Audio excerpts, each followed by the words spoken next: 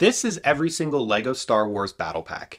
And there's a lot of them, but a lot of them honestly aren't great. So in this video, my mission is to design the ultimate battle pack that collectors, mock builders, and investors will all want. So first we need to talk about what exactly is a battle pack? Well, the majority of them actually follow a very similar pattern. A total of 4 minifigures, a lot of them are actually copies, a scene to place them in, whether that be for a fun factor, playability, or a display factor, and of course the ever-increasing price tag of the sets. In fact, the first LEGO battle pack actually retailed for $9.99, and it's all the way up to almost $30 now. So I did want to keep these patterns in my battle pack as much as possible. So I will create a scene, have 4 minifigures in it, and I'll have the pieces to value a total of about $20, which is the average retail price of a LEGO Star Wars Battle Pack right now. I'm also going to have some personal goals for this Battle Pack. I want to create something that's trending right now, and it's going to be popular as soon as it releases and for the coming months. I also want to make something that's collectible and isn't just going to lose value or playability later. And also, one of the things that I feel most Battle Packs right now lack is that most of the scenes are just useless. So I want the scene that I build to go with the battle pack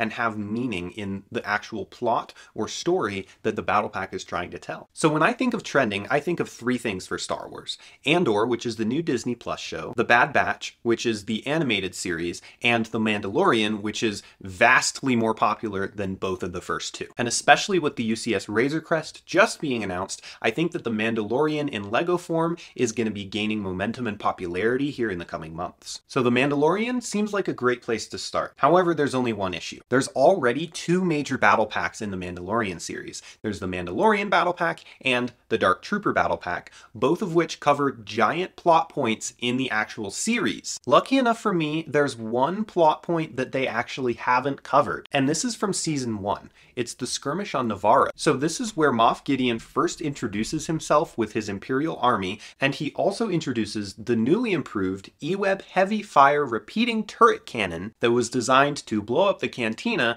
that the Mandalorian and his little pals are taking refuge in. So I think this is a great battle pack idea for a couple of reasons. First of all, LEGO fans are going to be getting the minifigures that they want because there's a wide selection of ones that I could choose from when I'm making it. For example, there's the Death Trooper, which is honestly one of the coolest looking troopers out of all of the ones in The Mandalorian. There's regular stormtroopers for army building, the Incinerator Trooper, which hasn't actually been printed as a LEGO minifigure yet, and there's also options like Moff Gideon himself, or you could even just go with the Mandalorian. So there's a lot of different ways that we could go with this. The scene from this is also easy to replicate. I'm thinking the scene should involve the turret gun since it's a main plot point, and also a part of the cantina since it's what the turret gun is firing at, so that makes sense. I want to think about the collectability factor of this set when I'm creating it. When I think of collectible, I think that you should be able to buy a lot of this set and it gains value and playability with the more you buy. In other words, the minifigure selection should be scalable in order to army build based off of this set. And same with the scene. The scene needs to have the pieces to be scaled to a larger version of the model if you choose to buy 5, 10, or even 20 of this set. So this kind of filters into the fact that I don't want the scene to be useless.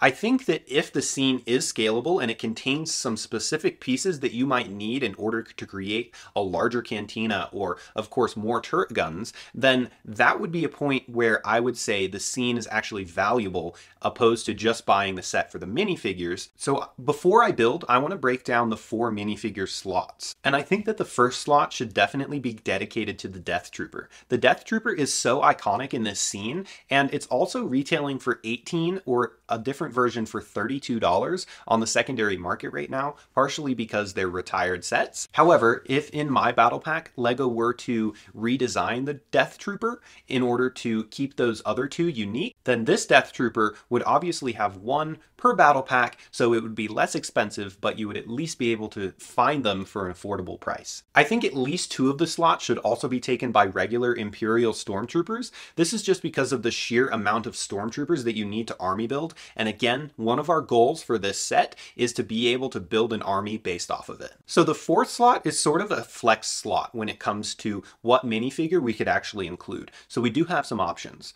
The first option that could be interesting is the Incinerator Trooper. This would involve LEGO printing some new helmet and torso pieces for the Incinerator Trooper, but it could be a pretty valuable minifigure.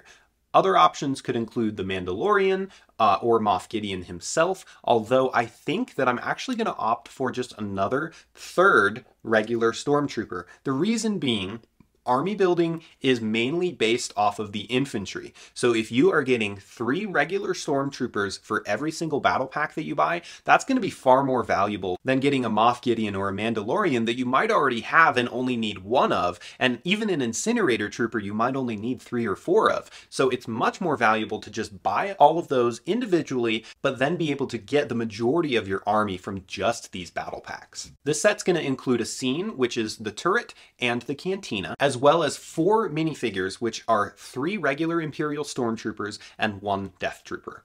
Let's get to building and jump into the studio. So here, as we're starting out, I'm looking for a base piece that's going to fit well. And I end up going with this interesting 2x2 circular plate, to which I begin stacking things on top of it to try and create some sort of base for this turret gun. And I end up actually not going with this version of it, but I do end up going with a version that can actually rotate. And I think that it will probably sell a little bit better. Here I'm adding some sides to it, and I'm ending up actually creating the turret from this long axle piece with a little barrel at the end, and then you see me trying to pull up the sides here to create a little bit more of a realistic look. And here I'm sort of designing the control panel to the build. It ended up being kind of tricky to actually find the control panel piece because I realized that the piece that I was looking for was unchecked. So I actually needed to find a printed piece for it. And then here I'm designing the little piece that the battery or motor is coming off of, and the wire going off of it. And then here I'm actually building that piece. That piece is honestly pretty simple.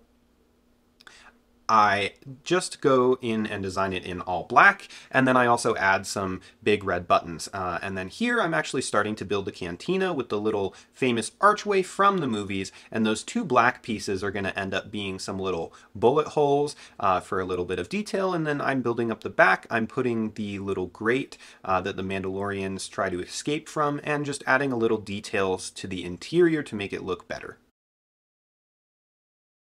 So you can see when I render this thing up, it actually looks pretty sweet. I do want to give a quick shout out to the Bricklink studio, which helped me design this entire project. And I definitely think that if you guys are trying to design Lego on a budget without having to actually go and buy a bunch of pieces, make sure that you check out Bricklink Studio. It's pretty sweet. So yeah, you can see that the scene for this is honestly pretty simple. I use about 100 pieces for it. It's pretty simple. It's basically just the turret gun and the cantina side by side to sort of set up a little playable scene. Now, a couple of the things that I did want to mention were that the plate is an actual 8x8 plate, which is fairly useful if you're trying to expand the scene. I wanted to include some of the pieces that would be useful in doing that. And of course, the turret itself can be expanded or built upon or just replicated over and over and over. And you'll see when I do the final box design that I'll put up, I actually include one of the 3 regular Imperial Stormtroopers that is not holding a blaster, and that's because he's the one that's actually supposed to man